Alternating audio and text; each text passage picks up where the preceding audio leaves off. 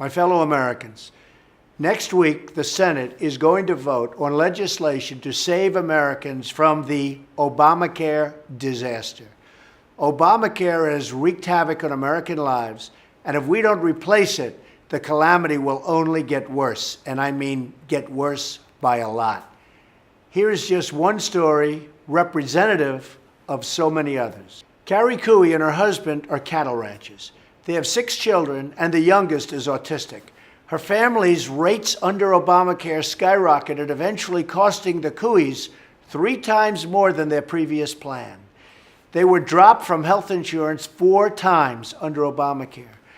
When I met with Carrie in March, she told us that her family couldn't afford the equipment they needed to do the jobs while paying these crushing insurance premiums.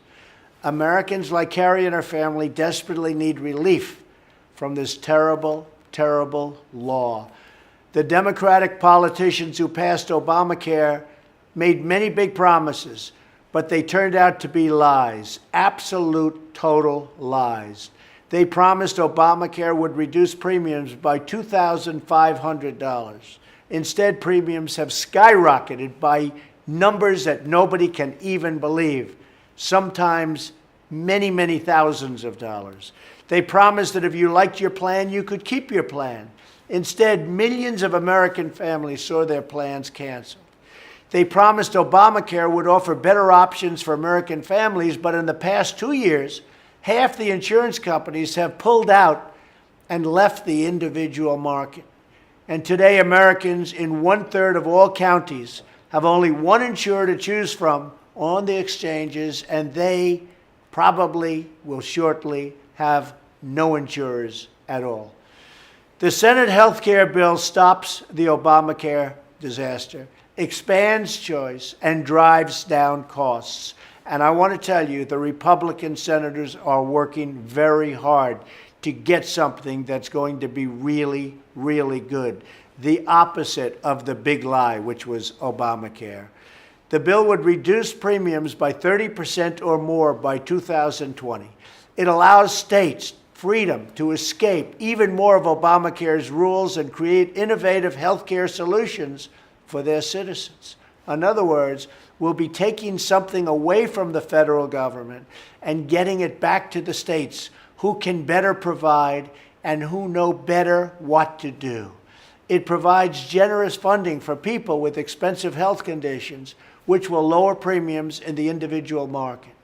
The bill doubles the amount that Americans can contribute to tax-free health savings accounts and allows you to use those accounts to pay your premiums. This plan provides states with the much-needed flexibility to better manage their Medicaid programs. It maintains Medicaid coverage for every single elderly American, disabled American, and American child who is currently on the program. It also expands the opportunity for people on Medicaid to purchase a private plan with federal financial assistance. And with these much-needed long-term reforms to strengthen the safety net for our neediest citizens, the Obamacare repeal and replace plan would significantly reduce the federal deficit.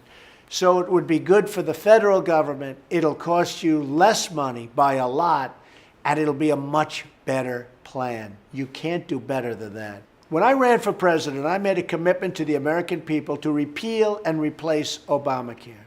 I am pleased to report that we are very, very close to ending this health care nightmare. We are so close. The legislation working its way through Congress provides the choice and control people want, the affordability they need, and the quality they deserve in health care. It's a common sense approach that restores the sacred doctor-patient relationship. And you're going to finally have great health care at a lower price. Thank you, God bless you, and God bless the United States of America.